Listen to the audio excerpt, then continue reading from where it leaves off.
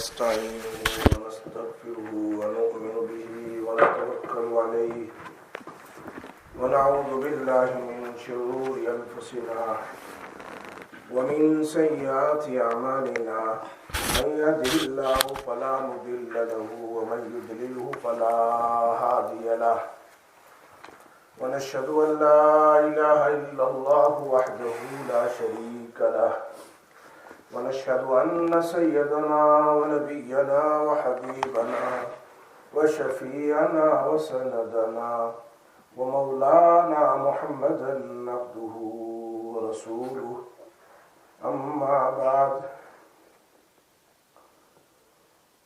قال النبي صلى الله عليه وسلم وأجمع الأياس مما في أيدي الناس أو كما قال رسول الله صلى الله عليه وسلم صدق الله العظيم وصدق رسوله النبي الكريم ونحن على ذلك لمن الشاهدين والشاكرين والحمد لله رب العالمين.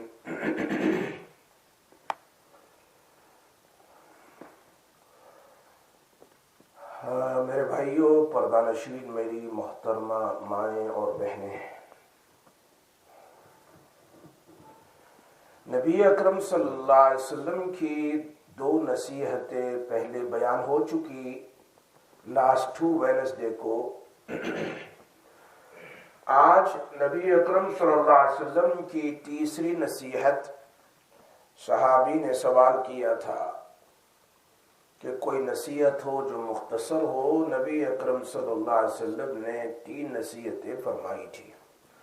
ان 3 میں سے آج تھرڈ ون تیسری نصیحت ہے، اور وہ ہے وَأَجْمَعِ الْأَيَاسِ.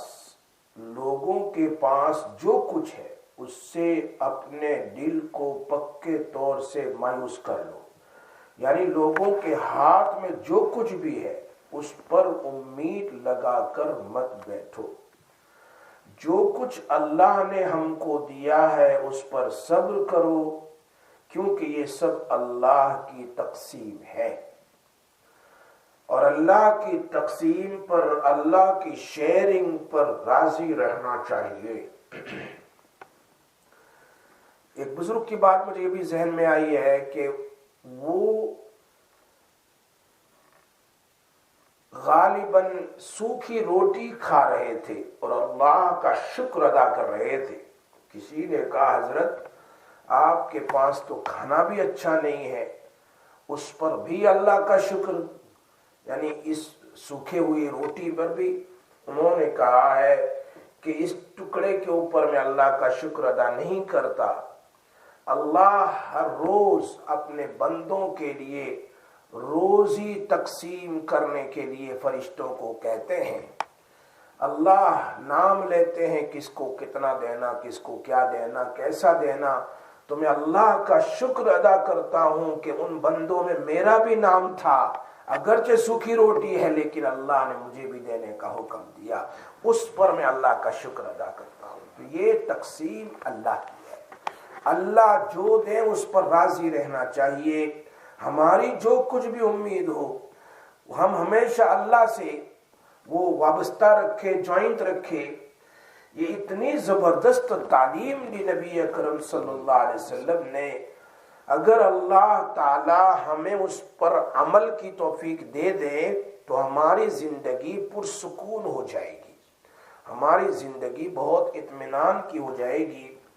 اس لیے کہ حدیث میں بھی آتا ہے، نبی اکرم صلی اللہ علیہ وسلم کا فرمان مسلم شریف میں ہے. حضرت ابو ہریرہ رضی اللہ تعالی عنہ نبی اکرم صلی اللہ علیہ وسلم کا ارشاد نقل فرماتے ہیں، انظروا الی من هو اسفل منکم ولا تنظروا الی من هو فوقکم فهو اجدر الا تزدروا نعمت اللہ.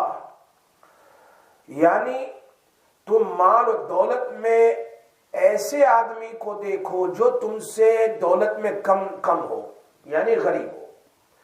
مال و دولت کے اعتبار سے اپنے سے کم تر کو دیکھو. جس کے پاس بہت مال اور بلڈنگز اور پراپرٹیز ہے اس کو مت دیکھو، اور اعتبار سے اپنے سے اوپر والے کو دیکھو جو تم سے زیادہ اللہ کے قریب ہے۔ اسی لیے ہمارے مولانا احمد اللہ صاحب راندیری شیخ الحدیث فرمایا کرتے تھے کہ دنیاوی نعمتوں میں اپنے نیچے والے کو دیکھو، مگر دین اور اعمال صالحہ میں اپنے سے اوپر والے کو دیکھو تو تم کو سکون مل جائے گا۔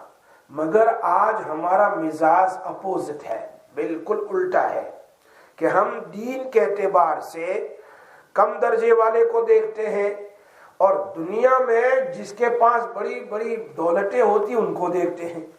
بالکل الٹا ہے، اللہ کے نبی کے فرمان کے بالکل الٹا ہے۔ اس وجہ سے آج کیا ہو گیا؟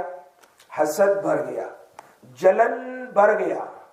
جلن سننا یہ بات، جلن ہوتی ہے نا وہ بڑھ گئی، اور بغض، انمتی، دشمنی، عداوت بڑھ گئی، اور یہ بیماریاں پھیل گئی۔ کیوں؟ اس لیے کہ وہ سامنے والے کی مال و دولت کو دیکھ نہیں سکتا، اس کے پاس اتنا کیوں؟ تو حسد بڑھ گیا، بغض بڑھ گیا۔ اللہ کے نبی نے کیا کہا؟ اپنے سے کم تر دنیا والے کو دیکھو اور دین میں اپنے سے بڑے والے کو دیکھو۔ ہاں، دنیاوی اعتبار سے اب ہر آدمی ایک دوسرے سے کمپیریزن، کیا کہتے ہیں، آگے بڑھنے کی کوشش کرتا ہے۔ کسی کا دکھ ہے، دل دکھ ہے، اس کی پرواہ نہیں ہے، کوئی فکر نہیں ہے، بس میرا الو سیدھا ہو جائے۔ کیا کہہ رہے؟ میرا الو سیدھا ہو جانا چاہیے، میری کوٹھی بڑھ جانی چاہیے۔ اور اسی وجہ سے آج نہیں دیکھ رہے ہیں فلسطین میں یہ کیا کر رہے ہیں؟ انسانی صفت سے نکل کر درندہ بن جاتے ہیں کہ ہم ہی سپر پاور ہیں، ہم ہی سب سے بڑے ہیں، ہم سب سے آگے ہیں، اسی لیے تو درندہ بن جاتے ہیں۔ دنیا کی تاریخ میں کبھی ایسا نہیں ہوا کہ بیمار بچے، زخمی عورتیں، زخمی بوڑھے لوگ ہاسپٹل میں ہوں اور ہاسپٹل پر حملہ کیا جائے کہ ایک ساتھ 1000 مریض کو ختم کر دیا گیا لاسٹ نائٹ میں۔ دنیا میں کبھی ایسا نہیں ہوا کہ اسکول کے اوپر یا ہاسپٹلز کے اوپر کوئی یا مسجد کے اوپر کوئی حملہ کرے۔ جن سے کرنا ہے اسے کرو۔ اس میں تو ہزاروں مریض سوئے ہوئے ہیں، 140 سال پرانی ہاسپٹل تھی، اس پر انہوں نے بڈسٹاکل حملہ کیا۔ دیکھو کتنے 1000 بیچارے فلسطینی غریب مظلوم جو زخمی تھے، جو دوا دارو کے لیے اس میں داخل ہوئے، جن کو لگا ہوا تھا، کسی کا پیر ٹوٹا ہوا، کسی کا ہاتھ ٹوٹا ہوا، کسی کو کیا اور کیا، اور کوئی پریگننٹ عورت کو تکلیف کیا، اور سب کو ایک ساتھ ہی شہید کر دیا گیا۔ اندازہ کیجیے اب ان بیچاروں کا کیا قصور ہے، بچوں کا کیا قصور ہے، بچوں کا کیا قصور ہے۔ اس لیے انسانی صفت سے آدمی نکل کر کے درندہ بن جاتا ہے جب یہ اپنے اس سے اوپر والے کو دیکھتا ہے جی کہ ہم سب سے آگے بڑھیں گے۔ دنیا میں یہی ہے، حسد، بغض، کینہ، کپٹ پھر بڑھ جاتا ہے۔ اللہ کے نبی کا فرمان یہ ہے کہ اپنے سے نیچے والے دنیا والے کو دیکھو تو تمہیں صبر آ جائے گا کہ الحمدللہ میرے پاس تو گاڑی بھی ہے، میرے پاس تو مکان بھی ہے، میرے بچے بھی کھاتے پیتے ہیں، اور آپ دیکھیں گے بڑے ملٹی ملینئر کو تو پھر حسد پیدا ہو جائے گا۔ اس لیے اگر آدمی صبر کرنا چاہے، قناعت کرنا چاہے، سکون چاہے اپنی زندگی میں، تو اپنے سے کمتر والے کو دیکھو دنیا کے اعتبار سے، اور دینی اعتبار سے اپنے سے اوپر والے کو دیکھو تاکہ تم آگے بڑھنے کی کوشش کرو، اللہ کی زیادہ اللہ سے قریب ہو جاؤ۔ تو ہم دیکھیں کہ یہ فلاں آدمی 5 وقت کی نماز پڑھتا ہے، کتنے اب میں 5 وقت کی نماز پڑھتا ہوں تو میں دیکھوں گا کہ اس میں تہجد پڑھنے والا کون ہے۔ بھئی یہ تو مجھ سے 5 وقت کی نماز بھی پڑھ رہا ہے اور تہجد بھی پڑھتا ہے، اشراق بھی پڑھتا ہے، شاس بھی پڑھتا ہے، تو میں بھی ایسا کروں گا۔ دینی اعتبار سے آگے بڑھو۔ یہ میں قرآن کا 1 رکوع پڑھتا ہوں، یہ 1 پارہ پڑھتا ہے، کل سے میں بھی 1 پارہ پڑھوں گا، یہ 1 پارہ پڑھ رہا ہے تو 2 پارہ پڑھ رہا ہے، میں بھی پڑھوں گا۔ تو یہ چیز ہے کہ ایک آدمی دینی اعتبار سے دیکھے کسی کو تو یہ زیادہ ترقی کرتا کرتا کرتا اللہ کا محبوب بن جائے گا، لیکن اگر دنیاوی اعتبار سے دیکھیں گے تو یقیناً کیا ہوتا ہے، بہت سارے جمعہ کی نماز پڑھتے ہیں تو کہتا الحمدللہ میں تو روزانہ 5 نمازیں پڑھتا ہوں، یہ تو صرف جمعہ پڑھتا ہے.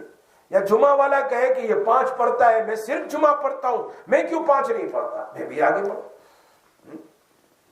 عید کے دن آنے والا کہتا ہے میں تو صرف عید پڑھتا ہوں، یہ تو ماشاءاللہ جمعہ تو جمعہ آتا ہے، میں بھی جمعہ پڑھوں. تو آدمی بھی ترقی کرے گا. یہ چیز ہے. تو دین کے بارے میں آدمی کو گریڈ، ہرس، ایگر ہونا چاہیے دین کے بارے میں. صحابہ کرام کا یہی تو مزاج تھا، لیکن آج بالکل الٹا ہے. اسی لیے تو جیلسی بڑھ گئی، اور جیلسی میں پھر جادو بھی کرتے ہیں. یہ آگے کیوں بڑھ گیا، میں دیکھ نہیں سکتا، اس کو گراؤ، اس کو جاب پر کیوں جاتا ہے، بیمار کرو اس کو، یہ پناہ ایسا کر کے اس کو گراؤ، اس کے بچے کیوں خوش ہے. یہ کیوں؟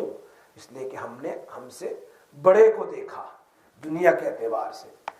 حالانکہ حسد صرف 2 چیز میں جائز ہے. نبی اکرم صلی اللہ علیہ وسلم کا فرمان ہے لا حسد الا فی اثنین. jealousy is not permissible but in 2 things only.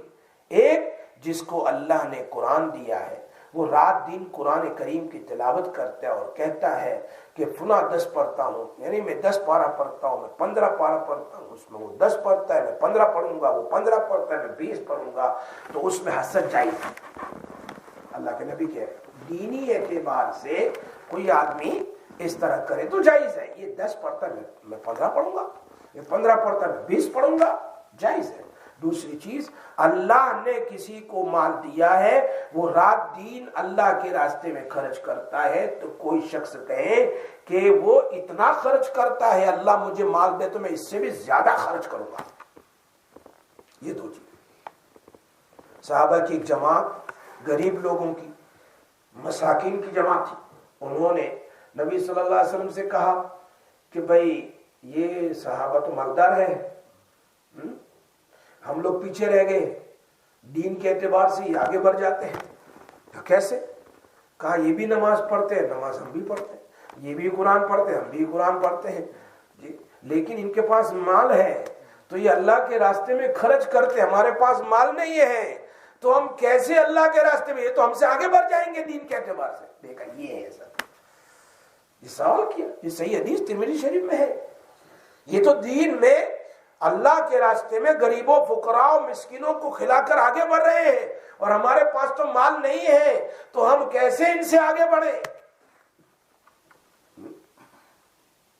تو نماز روزے میں تو ہم برابر ہیں، عبادت میں برابر ہیں، لیکن مالی عبادت سے وہ عمرہ بھی، وہ حج بھی آگے بڑھ رہے ہیں، ہم کیسے جائیں گے، مال ہی نہیں ہے. تو نبی اکرم صلی اللہ علیہ وسلم نے کیا حکم دیا تھا؟ صحابہ کرام کہا اے میرے فقراء صحابہ ہو، میرے غریب صحابہ ہو، فکر نہ کرو، تم بھی ان سے آگے بڑھ سکتے ہیں دین کے اعتبار سے. کیسے؟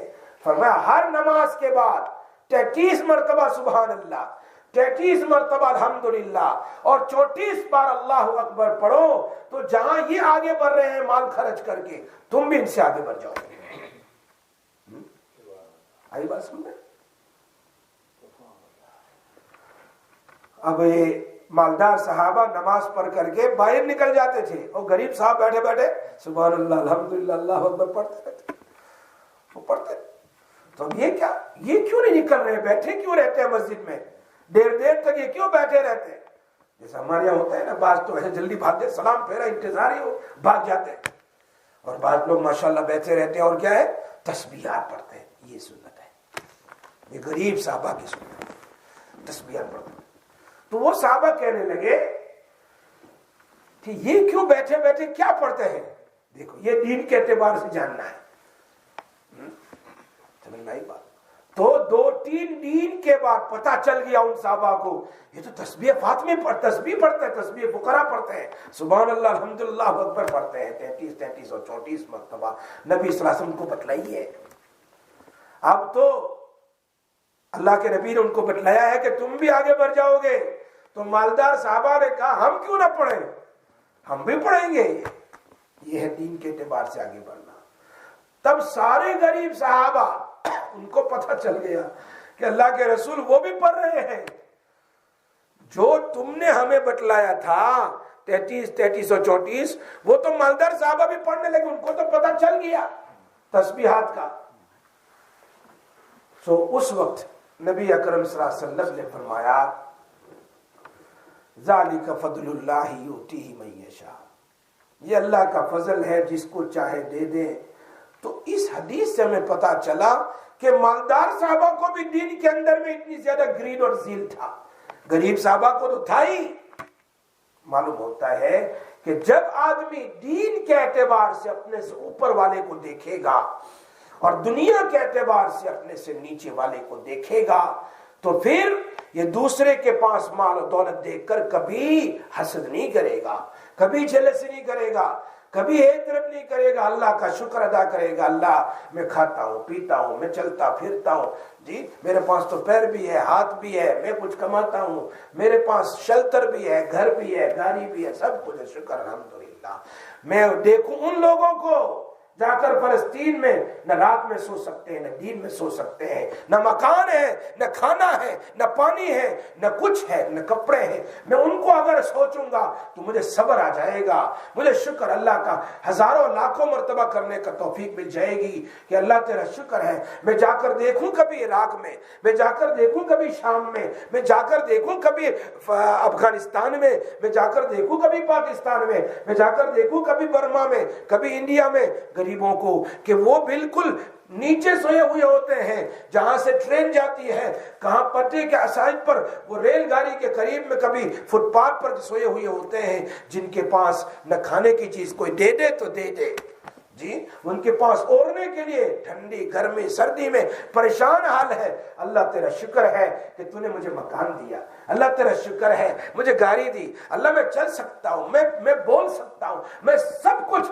اس میں۔ دیکھو ہاسپٹل میں نہ کوئی دوائی ہے، نہ کوئی آکسیجن ہے، نہ کوئی انجیکشن ہے، نہ کچھ ہے، بلکہ جواب دے دیا کہ ہمارے پاس کچھ نہیں ہے، ٹریٹمنٹ کے لیے ایک پٹی تک نہیں ہے۔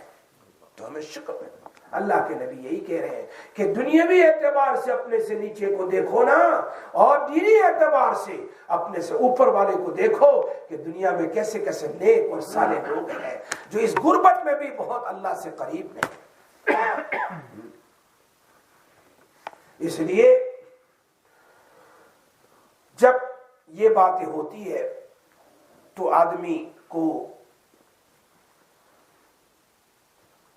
اللہ کے پاس قناعت کرنے کا، شکر ادا کرنے کا، اور فضول خرچی نہیں کرے گا، بخیلی نہیں کرے گا۔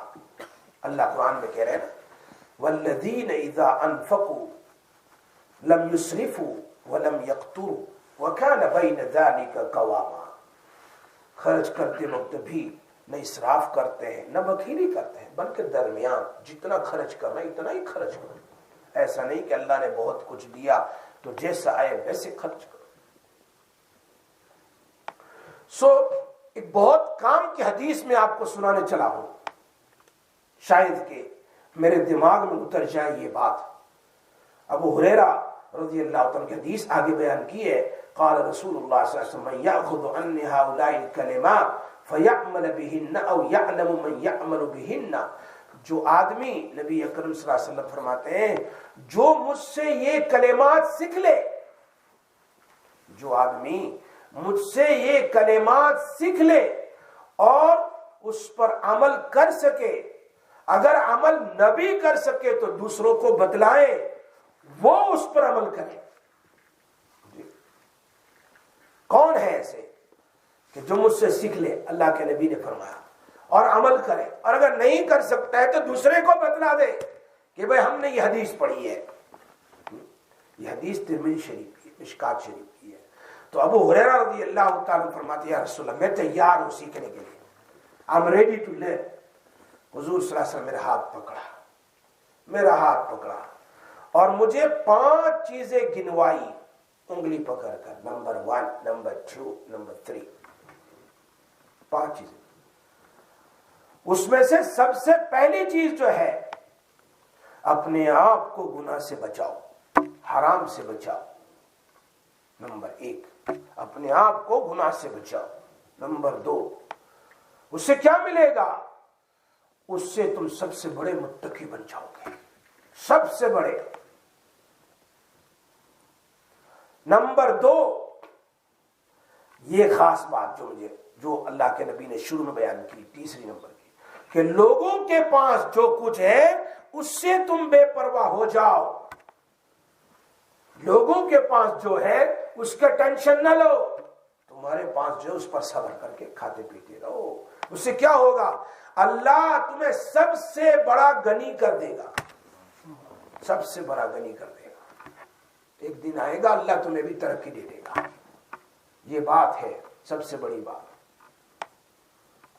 اس لیے نبی اکرم صلی اللہ علیہ وسلم کا فرمان ہے کہ قد افلح من اسلم ورزق کفافا وقنع اللہ بما آتا، رواہ الترمذی۔ نبی اکرم صلی اللہ علیہ وسلم فرمایا وہ شخص کامیاب ہو گیا، وہ شخص سکسیس ہو گیا جس نے اسلام قبول کیا، جو مسلمان ہے اور اس کو جتنی ضرورت ہے اتنی روزی اللہ نے دی ہے، جتنی ضرورت ہے۔ تو اللہ پاک نے گویا کہ اس کو قناعت سے مالا مال کر دیا، یعنی سب سے بڑا صبردار آدمی بنا دیا اس کو۔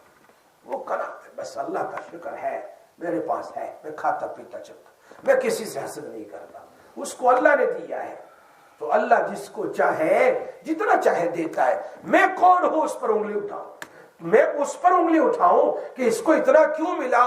تو میں اس کو نہیں کہہ رہا ہوں، میں اللہ کو کہہ رہا ہوں تو نے اس کو کیوں دیا؟ یہ چیز اصل ہے۔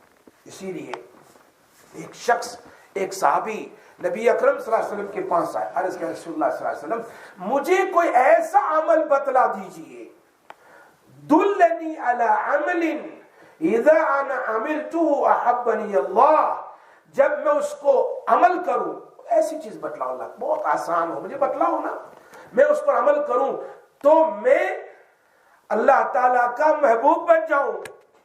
کوئی ایسی چیز بتلاؤ مجھے، اللہ کا محبوب، اور لوگوں میں بھی بڑا محبوب بن جاؤں، لوگ مجھے پسند کریں۔ دیکھا، لوگ مجھے پسند کریں، ایسی کوئی چیز بتلاؤ۔ یہ اچھا سوال کیا ہے، ایسا کوئی سوال کرو اللہ کا بھی محبوب، بندوں میں بھی محبوب، لوگ تڑپتے رہے کب ان کی ملاقات، کب ان کو دیکھے، کب ان کے پاس بیٹھے، کب ان سے محبوب، لوگوں میں محبوب ہو، لوگ ان کے لیے دعائیں کریں، وہ بیمار ہو جائیں، لوگ پریشان ہو، تو ایسا لوگوں میں بھی محبوب اور اللہ کا محبوب بن جاؤ۔ ایسا کوئی چھوٹا سا عمل بتلا دو، وظیفہ نہیں، عمل بتلا دو، سمجھ میں آئی بات؟ تو اللہ کے رسول صلی اللہ علیہ وسلم نے ارشاد فرما دیا دنیا سے بے رغبتی اختیار کر، دنیا سے یعنی دنیا میں ضرورت سے ضرورت جتنی ہے اس کا مشغول ہو، لیکن پوری ہی زندگی دنیا میں رہے اور اللہ کو بھول جائے تو پھر یہ کیا کہہ رہے ہیں؟ آدمی دنیا دار ہو گیا، لیکن دنیا میں بھی کماتا کھاتا پیتا کرتا ہے، ضرورت کی چیز ہے انسان، لیکن اللہ کو یاد کرتا رہتا ہے، جب جب ضرورت آتی ہے تو یہ اللہ کا محبوب بن جائے گا۔ اور جو کچھ لوگوں کے پاس ہے، لوگوں کے پاس، مالدار لوگوں کے پاس، اس سے بے پرواہ ہو جائیں، مجھے اسے کیا لینا دینا ہے، اللہ نے مجھے دیا ہے وہ تو میں اسی کو استعمال کروں گا، تو یہ آدمی لوگوں میں محبوب بھی ہو جائے گا۔ شروع سے یہی بات بیان کر رہا ہوں میں، تیسری نصیحت یہی ہے، اللہ کے نبی اس پر زور دے رہے ہیں کہ لوگوں کے پاس جو ہے اس کو کبھی حسد کی نگاہ سے نہ دیکھ، ہاں وہ دیا، اللہ نے اس کو دیا ہے، وہ لایا ہوگا جہاں سے بھی ہو، ہمیں کیا لینا دینا، لیکن ہم کھاتے پیتے چلتے پھرتے ہیں، یہ بات ہے۔ اسی لیے دنیا میں مال کی حرص اتنی خطرناک چیز ہے کہ اس سے آدمی کا پیٹ کبھی بھرتا نہیں ہے۔ آدمی کا پیٹ اگر بھرے گا تو کون بھرے گا؟ قبر کی مٹی۔ ہاں، نبی صلی اللہ علیہ وسلم نے مشکاۃ شریف کی حدیث ہے، شاید آپ کو برا نہ لگے، اللہ کے نبی نے فرمایا ہے، دیکھیے انس بن مالک اس کے راوی ہے، فرمایا نبی صلی اللہ علیہ وسلم نے یحرم ابن آدم ویشب منہ اثنان الحرص علی العمر والحرص علی المال۔ ترجمہ سناؤ، برا تو نہیں لگے گا؟ یہ نبی صلی اللہ علیہ وسلم کا فرمان ہے. دیکھیے انسان برا ہو جاتا ہے اور اس میں دو چیز جوان ہوتی ہے. انسان برا ہو رہا ہے لیکن اس کے اندر میں نبی صلی اللہ علیہ وسلم فرماتے ہیں دو چیز جوان ہو رہی ہے. برے ہونے کے بجائے وہ چیز کیا ہو رہی ہے؟ جوان ہو رہی. ایک یہ ہے اور وہ یہ ہے لمبی عمر کے حرص. کاش کے 10 سال اور بڑھ جائے، میرے 20 سال اور بڑھ جائے، 30 سال اور بڑھ جائے. یہ اللہ کے نبی فرما رہے ہیں عمر. اور نمبر 2 مال کے حرص. عمر میں ذرا پوتوں کو بھی دیکھ لوں اور بھی نواسوں کو بھی اور ان کے بچوں کو بھی اور ان کے بچوں کو بھی دیکھ لوں. عمر کے حرص. اور ایک ہے مال کے حرص. ہاں یہ چیز ہے مال کے حرص. اسی لیے نبی اکرم صلی اللہ علیہ وسلم کا فرمان بخاری شریف میں ہے، مسلم شریف میں. بھائیو سنو کیا فرمان ہے. فرمایا کہ برے آدمی کا دل ہمیشہ 2 چیزوں میں جوان رہتا ہے. ایک دنیا کی محبت میں اور دوسری لمبی لمبی آرزو امیدیں. میں یہ بھی کر لوں، میں یہ بھی کر لوں گا، میں یہ بھی کر لوں گا. یہ میرے نبی کا فرمان بخاری شریف میں ہے، یاد رکھو. اور زیادہ بہت ساری حدیث ہے لیکن یاد رکھو 2 چیز ہے. منہومان لا یشبعان. انسان کا دل نہیں بھرتا. 2 چیز. ایک تو علم. علم ایک ایسی چیز ہے کہ بھائی میرے پاس بخاری میں نے ایک شرح دیکھی، میں دوسری بھی دیکھ لوں، تیسری بھی دیکھ لوں. یہ بہت اچھی چیز ہے. علم سے انسان کا دل نہیں بھرتا، اس لیے کہ علم اللہ کی صفت ہے. تو اللہ کی صفت کبھی ختم ہونے والی نہیں، جیسے اللہ کی ذات ختم ہو. تو انسان جتنا علم سیکھتا ہے تو کہتا ہے مجھے تو اس کا پتہ ہی نہیں تھا، آج پتہ چلا، پھر آج پتہ چلا. انسان زندگی گزار دیتا ہے، کبھی علم سے اس کا پیٹ بھرتا نہیں ہے. وہ تو ہمیں آ کر پوچھو. اور نمبر 2 ہے منہوم المال. مال سے انسان کا پیٹ نہیں بھرتا. یہ 2 چیز ہے. شیخ سعدی رحمۃ اللہ علیہ کی بات پھر آ گئی. لاسٹ ویک کو میں نے سنائی تھی ان کی بات. شیخ سعدی رحمۃ اللہ علیہ لکھا ہے اللہ والوں کی ایک جماعت جا رہی تھی. ایسے اللہ والوں کی ایک جماعت جا رہی تھی اور راستے میں ان کو بھوک لگی تو انہوں نے اپنا کھانا نکالا، جو کچھ کھانا تھا. اور کیا کھانا تھا؟ اس میں پیاز اور روٹی، انین اور روٹی. پہلے زمانے میں لوگ یہی تو کھاتے تھے، انین کے ساتھ روٹی کھا لیا. تو کسی نے کہا سامنے بادشاہ کا کچن ہے، آگے چلتے ہیں تو بادشاہ کا مطبخ ہے اور وہاں لنگر کھانا چل رہا ہے. وہاں لوگ کھانا کھاتے، غریب لوگ، بادشاہ کھلاتا ہے. تو وہاں جا کر کے روٹی تو ہے ہی، تھوڑا سالن مانگ لیں گے، کڑھی مانگ لیں گے. وہاں جا کر لنگر کھانے میں سالن مل جائے گا. تو ان میں سے ایک شخص وہاں گیا، دیکھا. لیکن اب وہاں تو لائن لگتی ہے نا. ہم دہلی گئے تھے نظام الدین اولیاء رحمۃ اللہ علیہ کی قبر پر. تو وہاں تو 300 400 50 فقیر لوگ بیٹھے ہوئے ہوتے ہیں. تو ماردان لوگ آتے ہیں تو وہ ہوٹل والے کو کہتے بھائی یہ پیسے ہیں 50 فقیر کو اس میں کھلا دو. تو وہ 50 میں 50 آ جاؤ تو 50 نہیں آئیں گے، وہ سب میں سے سارے دوڑتے ہوئے آئیں گے، وہ 50 جلدی گھسیں گے. تو یہاں پر بھی لنگر میں تو یہ لوگ لائن میں کھڑے تھے اور یہ آدمی وہاں پہنچ گیا جی. اب یہ وہاں جیسے پہنچا اللہ والا آدمی، تو ظاہری بات ہے لوگوں نے اس کا گریبان پکڑ کر پیچھے کیا. تو ایک تو کرتا بھی پھٹ گیا اور سالن بھی نہیں ملا. شیخ سعدی لکھ رہے اس بات کو اپنی کتاب میں گلستہ میں. اور خالی ہاتھ بیچارہ واپس آ گیا. تو دل میں سوچ رہا تھا میں بڑا بیوقوف ہوں، میں نے بیوقوفی کا کام کیا. مجھے تو قناعت کرنی چاہیے تھی، روٹی کو انین سے کھا لینا چاہیے تھا. وہاں کیوں گیا میں؟ اپنے آپ کو دل میں وہ شاؤٹ کر رہا ہے.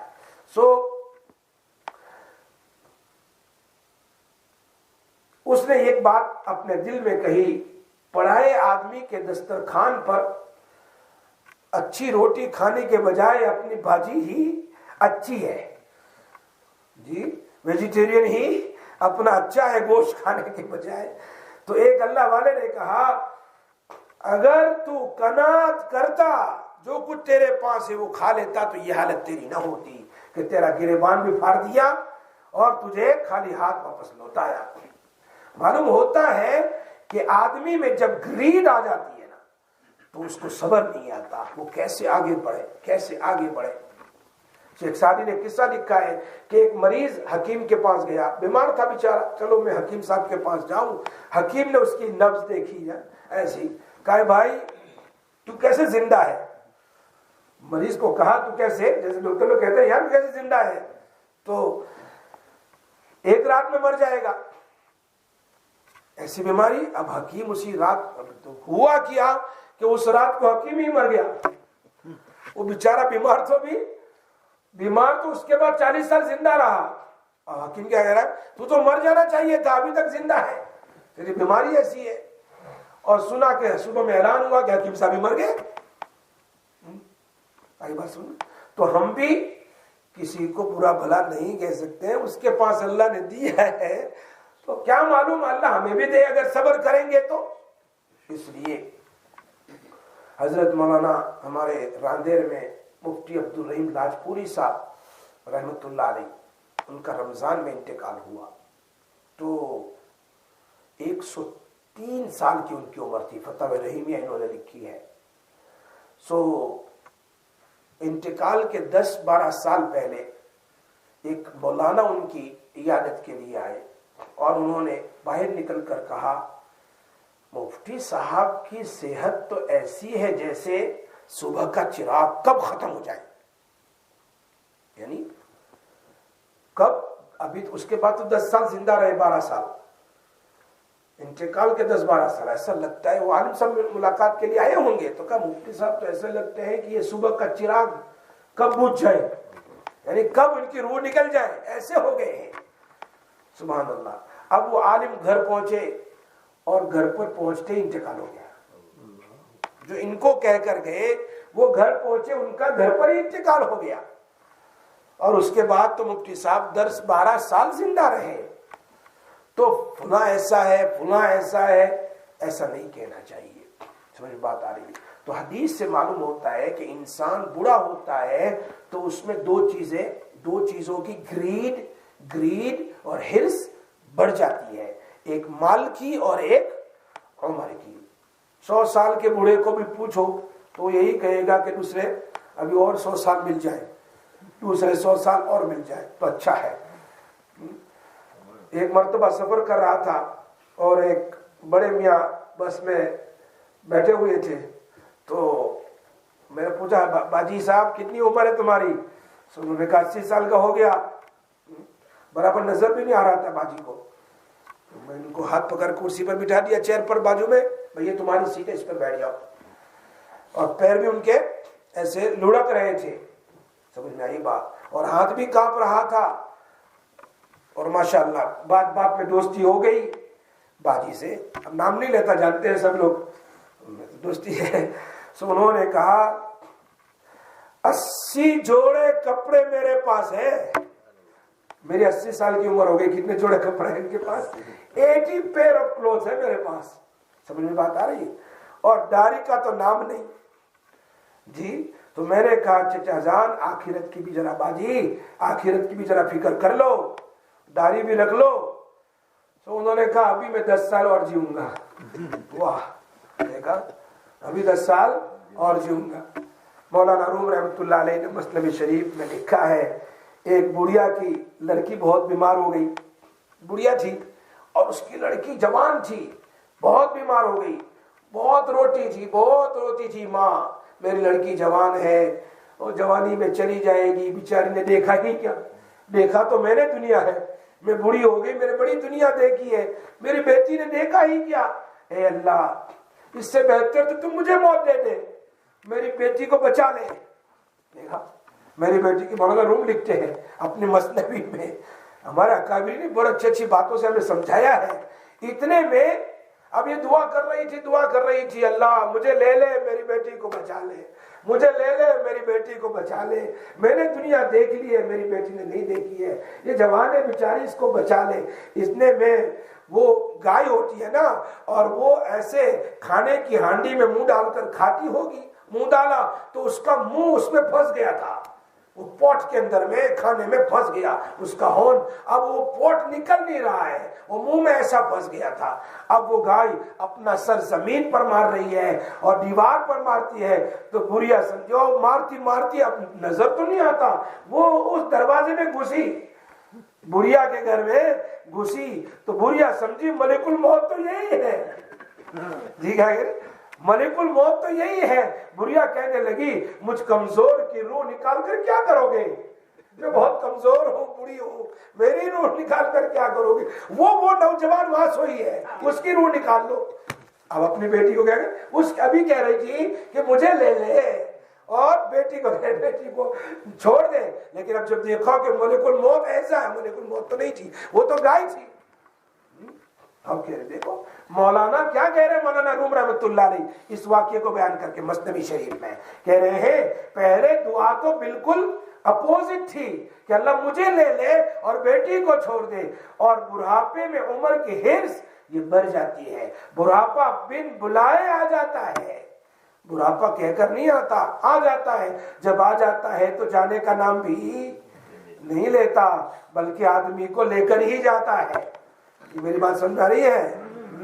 حضور صلی اللہ علیہ وسلم نے فرمایا بڑھاپا اور موت کی کوئی دوا نہیں ہے، باقی سب کی دوا ہے، بڑھاپا اور موت کی کوئی دوا نہیں ہے۔ ایک برے میاں ذرا ایسے ٹیرے چل رہے تھے، کبڑے کمر سے، کمر جھکا کر چل رہے تھے، ایک نوجوان کو مذاق سوزی کہ چلو مذاق کرے بڑھا کی، کرتے لو، تو اس نے کہا بابا یہ پوٹلی کتنے کی خریدی؟ یہ پوٹلی بولتے ہیں نا اس کو، گھوم جاتی ہے تو پیچھے، یہ پوٹلی کتنے کی خریدی؟ تو بوڑھے میاں نے کہا اگر میری عمر کو پہنچ جاؤ گے تو تمہیں بھی پوٹلی مفت میں مل جائے گی، خریدنے کی ضرورت نہیں ہے۔ ہاں تو یہ چیز ہے، نبی اکرم صلی اللہ علیہ وسلم مزاح فرماتے تھے، مزاح فرماتے تھے۔ حسن بصری رحمۃ اللہ علیہ کہتے ہیں کہ ایک بوڑھی عورت نبی صلی اللہ علیہ وسلم کے پاس عرض کیا رسول اللہ دعا فرما دیجئے، بوڑھی ہو گئی، اب مرنے کے بعد اللہ مجھے جنت میں داخل کرتا ہے، بوڑھی ہو گئی، اور کروانی چاہیے دعا کروانی چاہیے۔ جیسے انسان بڑھاپے کی طرف جائے تو ان کے اعمال صالحہ بڑھنے چاہیے، کم نہیں ہونے چاہیے۔ اب اس کا پیر قبر کی طرف جا رہا ہے، تو اللہ نے خود نبی صلی اللہ علیہ وسلم کو کہا کہ اب تمہاری عمر زیادہ ہو گئی، فسبح بحمد ربک واستغفر، سبحان اللہ الحمدللہ استغفار کرو۔ یہ کس کو کہا جا رہا ہے؟ اللہ کے نبی کو کہا جا رہا ہے، جو رات دین اللہ کی طرف متوجہ ہے اور اللہ کے نبی ہیں، ان کو کہا جا رہا ہے کہ تمہاری تسبیحات بڑھ جانی چاہیے، تمہارے ذکر و اذکار بڑھ جانے چاہیے، تمہارا استغفار بڑھ جانا چاہیے۔ سمجھ میں آئی بات؟ تو حضور صلی اللہ علیہ وسلم نے ارشاد فرمایا جب اس بوڑھی عورت نے کہا کہ جنت میں بوڑھی عورت داخل نہیں ہوگی، جب اس نے کہا میرے لیے جنت کی دعا کرو تو جنت میں داخل نہیں ہوگی، تو وہ عورت روتی بہت رونا شروع کر دیا، میں نہیں ہوں گی تو کیا ہوگا، جنت میں جاؤں گی، روتی ہوئی واپس جانے لگی۔ حضور صلی اللہ علیہ وسلم نے فرمایا آؤ نہیں، اسے کہہ دو بڑھاپے کی حالت میں داخل نہیں ہوگی، تم اعمال صالحہ کرو گے، تم جوان بن کر جنت میں داخل ہوگی۔ اللہ کے نبی نے فرمایا یہ بات ہے۔ ہاں تو ہمیشہ یاد رکھو وقت تو ختم ہو گیا، دیکھو ہم دنیا کی حالت دیکھ رہے ہیں، بال بھی سفید ہو رہے ہیں۔ اب ہمیں کیا ہے، ایک بادشاہ نے ایک اللہ والے کو اپنے گھر میں رکھا تھا، آخری بات، ایک بادشاہ نے ایک اللہ والے کو، ایک مولانا صاحب کو اپنے گھر پر رکھا تھا، روزانہ اس کو نصیحت کرتے تھے مولانا صاحب بادشاہ کو۔ ایک دن بادشاہ نے اپنا چہرہ آئینے میں دیکھا ایسا، تو بادشاہ تو 75 ایئرس کی عمر کو ہو گیا تھا، تو بال سفید ہو چکے۔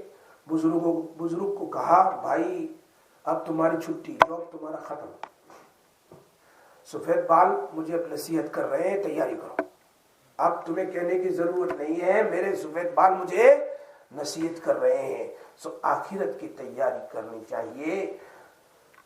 अपने आप को बावजू रखे, बुढ़ापे में खास बावजू रखे, कोशिश करें जितना हो सके। बावजू का मतलब क्या मतलब जी? वुजू के साथ जी, हाँ, वुजू के साथ जवानी का शुक्र अदा करें। और बुढ़ापे में जवानी का तो शुक्र अदा करें जवान लोग, लेकिन बुढ़ापे में तौबा और इस्तिगफार करें। बुढ़ापे में क्या करें? हाँ, इसलिए कि बुढ़ापे में आदमी का जिस्म क्या हो जाता है? कमजोर हो जाता है और माल और उम्र की लालच बढ़ जाती है। दूसरी सारी ताकतें पैर की, हाथ की किधर आ जाती है बताओ मुझे? जबान में आ जाती है। जैसे जैसे बुरा होता है तो सारे बदन की ताकत किधर आ जाती है भाई? जबान में आ जाती है। अब इसका चलना बंद, हाथ से करना बंद, लेकिन जबान बढ़ जाती है इसकी। तो सारी ताकतें जी कहाँ आ जाती है? जबान पर। इसलिए अपनी जबान को बुराई से बचा करके क्या करो? नेक अमाल में लगाओ। सुभान अल्लाह, अल्हम्दुलिल्लाह, अल्लाह अकबर में लगाओ। सो ये सारी चीजें हैं। खैर, अल्लाह तबारक व तआला हमें ये तीसरी नसीहत नबी सल्लल्लाहु अलैहि वसल्लम की है कि किसी के पास जो भी कुछ हो उससे तुम नाउमीद हो जाओ, वो तुम्हारा नहीं है, अल्लाह ने उनको दिया है। उस पर कभी हसद की निगाह न करो। अपने पास जो है उस पर अल्लाह का शुक्र सब्र अदा करो, उसको तुम्हें सुकून मिल जाएगा। वरना तुम दूसरे की फिक्र करोगे। वो कहते हैं दूसरों के अपने दुख की फिक्र नहीं, दूसरे के सुख की फिक्र है। अपने दुख की फिक्र नहीं, दूसरे के सुख की फिक्र है कि ये क्यों खुश है, ये क्यों खुश है, ये क्यों खुश है। तो अपने आप की फिक्र नहीं कर रहा है। इसलिए अल्लाह के नबी सल्लल्लाहु अलैहि वसल्लम ने 3 नसीहतें फरमाई। उसमें से तीसरी नसीहत यह है कि अगर तुम दुनिया में सुकून चाहते हो, बल्कि कब्र में भी आखिरत में भी, कि तुम अल्लाह के महबूब और दुनिया में लोगों के महबूब बनना चाहते हो, तो हमेशा याद रखो कि दूसरों की माल और दौलत पर नगर निगाह न करो। जो कुछ अल्लाह ने तुम्हें दिया है उस पर सब्र शुक्र अदा करके अपनी जिंदगी गुजारो। इंशाअल्लाह इंशाअल्लाह जिंदगी में क्या मिल जाएगा? सुकून मिल जाएगा। और अभी खास तौर पर मैं मेरी माँ और बहनों से मैं रिक्वेस्ट करूंगा कि खास तौर पर दुआ करें। ला इलाहा इल्ला अंत सुब्हानक इन्नी कुन्तु मिनज़ ज़ालिमीन का विर्द करें। हस्बुनल्लाहु व निअमल वकील का विर्द करें। यासीन शरीफ का ख़त्म करें घर में बैठकर अपने बच्चों के साथ। और फ़लस्तीन के निहत्ते मुसलमान कमज़ोर जिनकी जानें 4-5 हज़ार से, ये तो कह रहे हैं लेकिन ये तो कई हज़ार इंतकाल कर गए हैं। तो इन बेचारे बच्चों के उसमें तो 2000 तो बच्चे बेचारे शहीद हो गए हैं, छोटे छोटे मासूम बच्चे हैं। और कल रात में इन्होंने बमबारी की है हॉस्पिटल के अंदर में। एक ही घंटे में, बल्कि आधे घंटे में 1000 आदमी बीमार जो हॉस्पिटल में थे सब के सब शहीद हो गए। और हॉस्पिटल में कौन होंगे? बच्चे ही होंगे, बूढ़े होंगे, औरतें होंगी जिनके ऊपर ये सारे अमला गिरा है, बिल्डिंग गिरी है, या उनके बमबारी की वगैरह की वजह से जो उनको तकलीफ हुई है, उनके लिए खास दुआ करें। नबी अकरम सल्लल्लाहु अलैहि वसल्लम ने फरमाया, एक मुसलमान की तकलीफ सारे मुसलमान की तकलीफ है। याद रखो, आज सारे मुसलमान चुपचाप बैठे हुए हैं। सारे मुसलमान चुपचाप बैठे हैं, जैसे कोई जानता ही नहीं है, जैसे हम पर कुछ गुजर ही नहीं रही है। याद रखो, कुछ नहीं कर सकते, हम कुछ नहीं कर सकते तो कम से कम अल्लाह से दुआ तो कर सकते। तहज्जुद पढ़कर, इशराक पढ़कर, चास पढ़कर, यासीन शरीफ पढ़कर, अल्लाह ने कुरान में कहा हस्बुनल्लाहु व निअमल वकील पढ़े, 100 बार पढ़े, 400 बार पढ़े, 5000 घर में खत्म करें। हस्बुनल्लाहु व निअमल वकील का 1.25 लाख मरतबा घर में ला इलाहा इल्ला अंत सुब्हानक इन्नी कुन्तु मिनज़ ज़ालिमीन का खत्म करें। यासीन शरीफ 40 बार 100 बार पढ़े, सब बैठ करके खत्म करें। देखो अल्हम्दुलिल्लाह JKN में भी बुखारी शरीफ 20 बार खत्म की गई और 20 कुरान खत्म किए सब तलबा ने और दुआएं की। और कई कई उलमा लोग माशाअल्लाह कर रहे हैं। लेकिन अवाम को भी मैं रिक्वेस्ट कर रहा हूँ, खास तौर पर गफलत की नींद में न बैठे। वो भी हमारे भाई है, वो भी हमारी बहनें हैं। उन पर क्या गुजर रही है, जिनके बच्चे हाथ में हो जान दे रहे हो, हाथ नहीं, पैर नहीं, आंख नहीं, पैर नहीं, जाकर उस माँ को पूछो। 40 तो प्रेग्नेंट वुमन शहीद हो गई है, ये तो उनका कहना है, लेकिन कितनी होगी? याद रखो, दुनिया में जंग बड़ी हुई है, लेकिन جو مظلوم پر عورتوں بچوں پر تو اللہ کے نبی نے منع فرمایا ہے، اور اللہ کے نبی اور صحابہ سے اور ایسی کبھی کہیں ثابت ہی نہیں ہے۔ یہ دیکھو ان کے پاس ان کے بچے ہیں، انہوں نے کچھ نہیں کیا، ان کو کھلایا پلایا رکھا ہے، چھوڑ دیا۔ لیکن یاد رکھو اگر ہم ان کے لیے دعا نہیں کریں گے تو کل ہمارے لیے کوئی دعا کرنے والا نہیں ہوگا۔ اللہ ہم سب کی حفاظت فرمائے۔ اس لیے میری مائیں اور بہنیں خود بھی کرو، اپنے اپنے واٹس ایپ پر اپنے اپنے میسیجز پر لوگوں کو میسج بھیجو کہ دیکھو ختم ہم سب مل کر کے لا الہ الا انت سبحانک انی کنت من الظالمین، یا حسبنا اللہ ونعم الوکیل، یا نستغفر اللہ، اللہ سے استغفار کریں۔ اللہ تعالیٰ بچائے گا انشاءاللہ، اور اللہ کی رحمت جوش میں آئے گی۔ ہم گناہ کریں گے پھر دعا کریں، ہماری دعا کہاں قبول ہوتی ہے؟